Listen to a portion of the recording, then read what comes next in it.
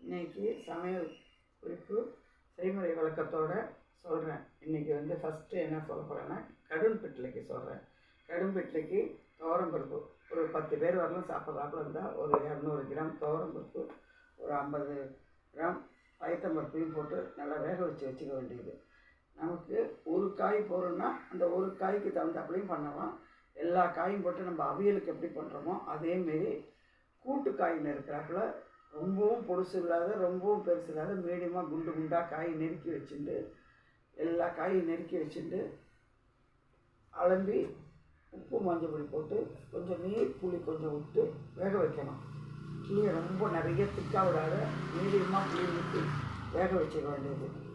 சாம்பார் பொடி ஒரு 1/2 ஸ்பூன், ஒரு 7-8 பேர் சாப்பிட்றாப்புல இருந்தால் 2 ஸ்பூன் போட்டால் போதும். 4 பேர் சாப்பிட்றாப்புல இருந்தால் ஒரு 1/2 ஸ்பூன் சாம்பார் பொடி போட்டு வேக வைக்கணும்.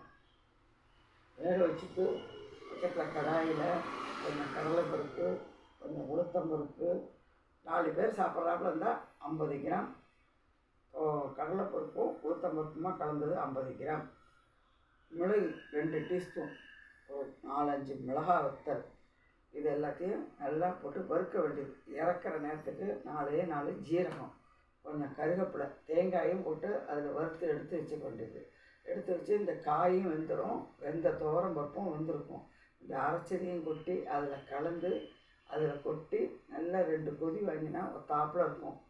ரொம்ப புளி இருக்காது, புளி இல்லாதையும் இருக்காது, நார்மலாக இருக்கும். கீழே இறக்கி வச்சு தேங்காய் எண்ணெயில் 2 கடுகு, கடலைப்பருப்பு, உளுத்தம்பருப்பு, பாதி காஞ்ச மிளகாய் வறுத்து தாளித்து கொட்டணும்.